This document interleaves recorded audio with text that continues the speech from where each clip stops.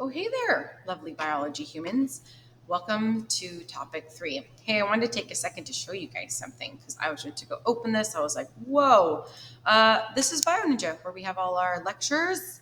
Look at all we've covered, you guys. Look, all this blue, all this green, and then all of 5 of topic 5, right? That's all we need to get through. So over the next 2 months, right, through November and December, we are covering genes, right? Some DNA and going on more to express DNA, so genes, right? What we look like, how it's organized, how it splits apart, then inheritance, and then some modification. And then topic 4 is really short. We're looking at ecology. So I just want you to see that the number of units we have left is the total number of units in topic 2. Topic 2 is done. Yay, you're taking your test today or you took it today. All right, so we are starting topic 3 here. There's only 5 topics. We can take our time through here and make sure that we have some collabs activities and that we're understanding going into our finals at the end of December. Okay, all right, topic 3.1, genes. Let's make this bigger. Not designer genes, sorry. Talking about DNA. So in our last topics, we ended with looking at DNA structure, how that's transcribed and translated into proteins via amino acids being linked up by those polypeptide bonds, right? And that amino acids make those polypeptide chains and that those proteins do everything in our body. Okay, so now we're going to look a little bit more closely at how exactly that the transcription knows like what it needs to transcribe, what is stored in our DNA with those directions, and then how that is actually seen or expressed, right? So looking at phenotypes, genotypes, and all that kind of stuff. A little bit of Mendel in here, all right? So we're going to be looking at these things here, right? So how we actually can tell what an allele is, what happens when things go wrong, and then some things at the end with the Human Genome Project, right? Actually mapping out all of the human genome. All right, so let's start with a gene, right? So deoxyribonucleic acid, you can just put DNA. We know that its function is the directions, right? The blueprints for all of the things because it makes all the proteins, but it also, right, determines your hair color, your eye color. Well, those are proteins too, right? Different things in our bodies, right? Blood type, all that kind of stuff, also proteins. Just keep going. Okay, so it encodes proteins to carry out all of the cellular processes for life, right? We know that we get our DNA half from mom, half from dad. But like in bio, your freshman year, we probably just got as far as like that there's dominant and recessive, right? So now we're going to get a little bit more into why that is, right? So genes. So when we talk about like you carry the gene, right, for whatever it is, the gene for breast cancer, the gene for blue eyes, right? Whatever we're talking about, a gene is a heritable factor, right? Something that can be passed on that influences a trait. Right, so it has an influence on a trait. And sometimes, right, at that gene that you have 2 different set of directions, right? So this gene A right here codes for this protein A, and this gene B codes for the protein B. So those are different directions that end up with a different protein and thus a different character or specific trait. Okay, how we actually the terminology used for those is the locus, right? So the specific position on a chromosome. So we can say that the locus, like that's where we locate the gene. I like to remember it that way. So the gene loci, which is plural, right, is called the locus, and it's the location on the chromosome. So we can say actually on chromosome 7, right, and then actually give the the numeric value of its location, right?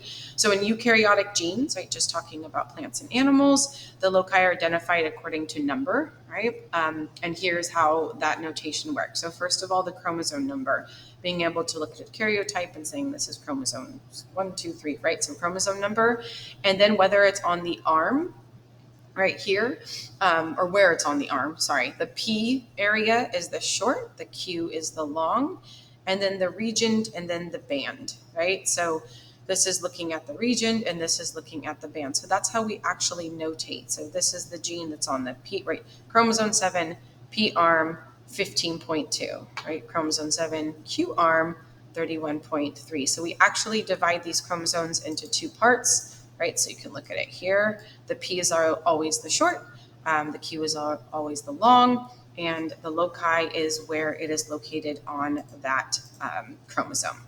Okay, so what those loci, those genes actually code for, right? The different versions of it are called alleles. So when we're looking at an allele, which, like going back to Mendel's P's, there's like the green allele and the yellow allele. All right, so alleles are the different possible variations of a gene, right? The alternate dominant recessive, right? So what it might have. So I might carry the gene for allele for brown, right? I might carry the allele for blue, and then we're looking at what is expressed, right?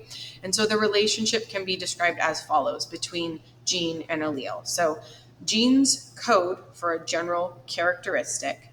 The alleles are specific to the alternative, right? So genes code for eye color, right? So that's a very general characteristic.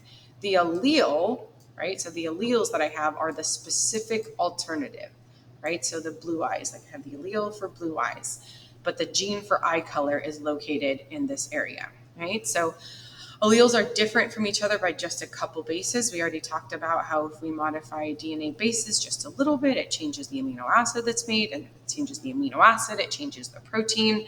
And so the majority of gene sequences is conserved, right? So we see those gene sequences, they stay the same. There's not a lot of changes from when they're being passed on. Okay, so genes, general, alleles, specific. All right, keep going on here. So talking about mutations then, there's a couple different mutations that we have to know, and we'll do some practice on this. Just know that a mutation is a change in the nucleotide sequence of a gene, so the actual gene or DNA, right? We're not talking about all the mRNA and all that kind of stuff, though. In the DNA, in the nucleus, it's a nucleotide sequence. And so changing that gene, like we said, can change the protein. So there's two types of, well, there's more than two types, but when we talk about gene mutations, they can be somatic or germline. Somatic cells, going all the way back to bio, are your somatic or every other cells in your body except for gametes, which are sperm and egg, right? So somatic mutations cannot be inherited, right? So let's talk about like your skin cells, right? So your skin cells are your body cells, and those aren't passed on. So if you develop skin cancer in somatic cells, those cannot be inherited, right? So those are not inherited. However, germline mutations are in the sex cells. So these are sperm or egg, and those can be sperm, egg, and those can be passed on to offspring. Right, so my germline mutations are ones that can be passed on. The somatic, which is the body cells, are not passed on to further generations. All right, some different mutagens. We've actually already looked at these, so you can just write down a couple of them. But a mutagen is something that mutates the genetic material of an organism. So mutagens mutate. They can be three different categories. So physical, chemical, or biological.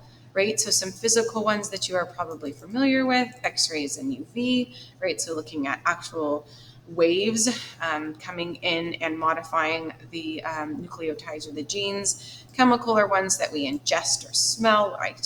So car soap, processed food, cleaning products, anything that you can smell, it's really potent. And then cigarettes, tobacco, anything like that. But then there's also biological mutagens that are things like bacteria and virus that can actually go in and alter the genetic material. Viruses like HPV, the human papillomavirus, you actually have I think you all are under that. Yeah, you should be under the HPV. You should have gotten a shot probably like 12, 13. I forget when it's given. Anyway, so that is, you'll get a vaccine for an HPV so that does not happen. And then there's certain bacteria that can also cause mutagens as well. All right, so know those three categories. Other categories of mutations that you need to know are silent, missense, and nonsense. Because when we're looking at, so going back up here, point mutations are looking at like just a single point in the DNA. So maybe it's TAT, right? And then the single point mutation would go to TGT, right? So we could identify like this was the point mutation, like that was the place that it changed, right? And so this can happen by either substitution, right? So that was one where it just got substituted. The A got substituted for the G. Insertion would be like, so let's say this A still existed, right? So that would be insertion, where it is just put in there so that it would switch over the reading frame, right? Because my codons are in threes. And then deletion is just that. So if I deleted this A, right, it would then read like this, and maybe the next one after that was a C. So it shifts it one way or another. So substitutions, insertions, and deletions are my three different types of point mutations. And then after that, they are categorized as silent, missense, or nonsense. And so what happens with that? A silent mutation is one that does not change the amino acid that's made. So it's called a silent mutation because you do not see no change in the amino acid and thus the polypeptide. You can type AA. That's an A. Okay. A missense mutation is a single amino acid that does change the amino acid that's made, right? So this is one that's going to completely change. If you go back to your codon chart, it changes it completely. A nonsense mutation is when it actually creates a stop codon and actually it's called tourniquet in the polypeptide. So it makes it really, really short, right? So this is bad. Stop codons are bad. Inserts and deletions can called frame shift, and that's what I was talking about up here. So if it shifts the reading frame one way or another, then we see what's called a frame shift mutation. Whew, my substitution does not cause that frame shift. All right, clear that out and go here. All right. Here are some examples. So we're going to look at hemoglobin and anemia as examples of mutations. So common one is sickle cell. Sickle cell anemia is caused by just single base mutation. You can just put this in the margins as an example. And just like sickle cell, actually the rest of them here too. And this is going through the specifics of where the sense strand, we get to see a single base mutation that changes the mRNA, that changes the protein. So I actually see my glutamate in this normal in a sickle cell variant because I have the substitution. Now I see the val, right, the valine, the amino acid being made. So that is an example of sickle cell anemia, which causes a change in my hemoglobin in my blood. Right? So anemia, that change from glutaval, alters the structure of blood cells, and it makes it, so remember that blood cells they carry oxygen. And so the sickle cell, this shape, causes low amounts. So there's a couple of things. So red blood cells, they cannot carry the oxygen as efficiently. And if you are what's called anemic, right? So low iron counts. And so once the red blood cells cannot carry as effectively, they're destroyed at a higher rate, which leads to anemia.